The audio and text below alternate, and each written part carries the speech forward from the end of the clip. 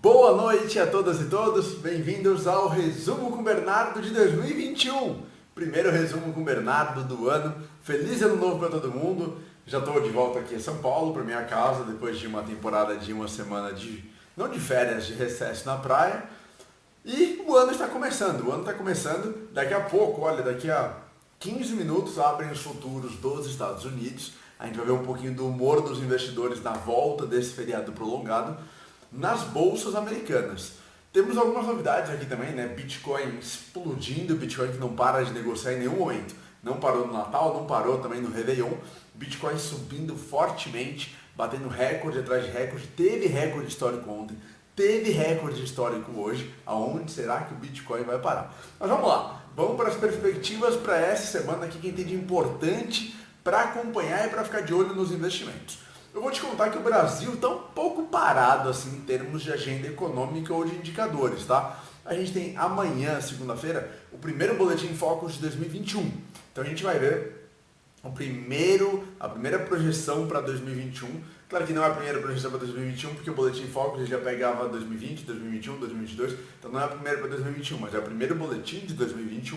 A gente vai pegar aí para ver como que está o humor e as projeções do mercado para a economia brasileira. PIB, taxa de juros, taxa de câmbio, inflação, IPCA, IGPM, tudo isso aparece no Boletim Focus semanal amanhã.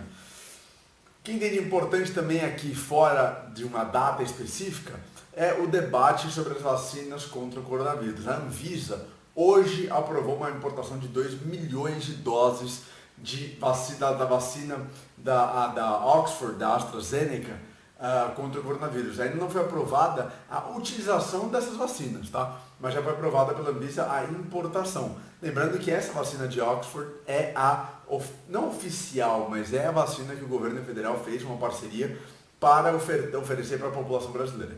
Então a ideia aqui é que seria a vacina mais utilizada, a ser mais utilizada no Brasil. Claro que isso está envolvendo um monte de debate, disputa política, principalmente com o estado de São Paulo, que anunciou para 25 de janeiro o início da vacinação no estado de São Paulo por meio da Coronavac, a vacina da Sinovac, laboratório chinês. Isso está um pouco atrasado, tá? A análise dos dados pela Anvisa está um pouco atrasada, porque houve um atraso no envio desses dados pelo Sinovac e também pelo governo, pelo Instituto Butantan, aqui do estado de São Paulo. Temos também aí importante acompanhar as disputas políticas no Brasil em torno das eleições para a Câmara dos Deputados e para o Senado Federal, eleições dos presidentes das duas casas, e isso vai ser bem importante porque vão ser os presidentes até as eleições de 2022, a princípio, né? Eleições presidenciais de 2022. Então, o Bolsonaro está querendo forçar fortemente um aliado para esses cargos. Rodrigo Maia está também querendo forçar um aliado para esse cargo de presidente da Câmara dos Deputados. Vamos ver o que vai acontecer, quem que vai ganhar. Vai ter um debate intenso aí nas próximas semanas. Importante também aqui no Brasil é toda a questão de coronavírus. Apesar da média móvel ter caído nos últimos dias, em alguns lugares do mundo, e daqui a pouco eu vou te contar, os casos de coronavírus estão batendo recorde diário.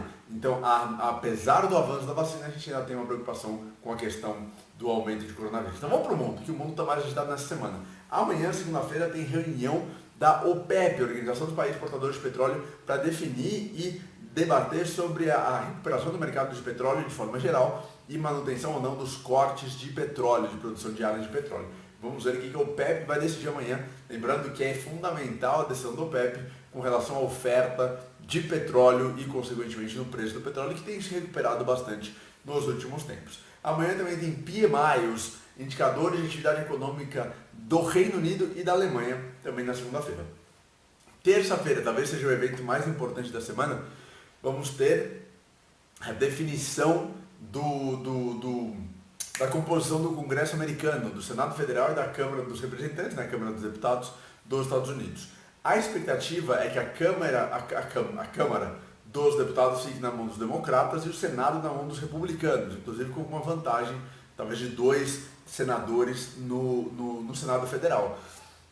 Isso, a princípio, é que o mercado gostou, né? O Biden, presidente democrata, Câmara dos Representantes democrata e Senado republicano. Por quê? Porque aí o Biden ele vai ter uma certa facilidade para aprovar medidas pró enfrentamento da crise do coronavírus, mas nas medidas mais polêmicas, mais debatidas, assim, um pouco controversas, como aumento de impostos sobre grandes fortunas, aumento de impostos ou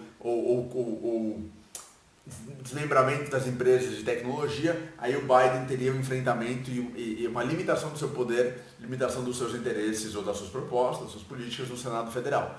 Se o Senado Federal cair nas mãos dos democratas, existe sempre esse risco, aí teríamos um cenário um pouco ruim para o mercado, porque seria presidente democrata, Câmara dos Representantes democrata e Senado Federal democrata, Senado americano democrata também, ou seja, um poder muito grande para os democratas. O mercado está esperando que o Senado fique nas mãos dos republicanos. Isso na terça-feira é muito importante de acompanhar.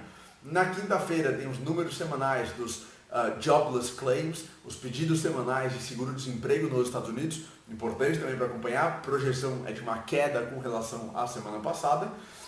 E na sexta-feira tem o payroll, o relatório mensal de desemprego, e de emprego na verdade, né? de emprego dos Estados Unidos com relação a dezembro e consequentemente a taxa de desemprego dos Estados Unidos, maior economia do mundo. Lembrando que os Estados Unidos têm tido uma certa dificuldade em se recuperar da crise do coronavírus em termos de mercado de trabalho.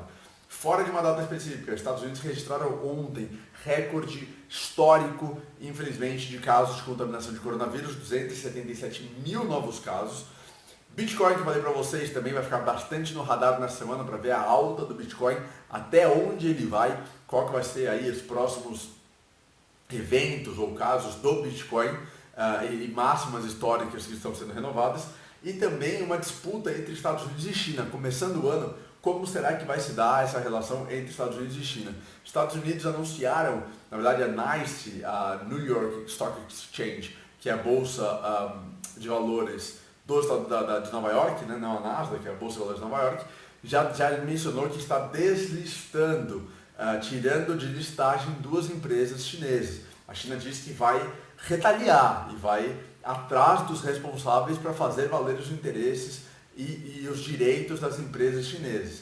É importante a gente acompanhar também como vai ser esse humor, essa disputa entre Estados Unidos e China, lembrando que são as duas maiores economias do mundo. As duas maiores economias do mundo brigando, disputando, de certa forma isso sempre causa uma certa volatilidade e uma certa incerteza nos mercados. O emoji de hoje, nesse começo de semana, primeiro resumo com o Bernardo do ano de 2021, tem que ser aquela mãozinha rezando, pedindo um bom ano, um bom 2021 de investimento pra gente. Então comenta aí com a mãozinha, com o emoji da mãozinha rezando, se você também está pedindo pra gente ter um bom ano de investimentos. Muito obrigado, vamos com tudo em 2021, a gente se vê amanhã. Um abraço, obrigado e tchau!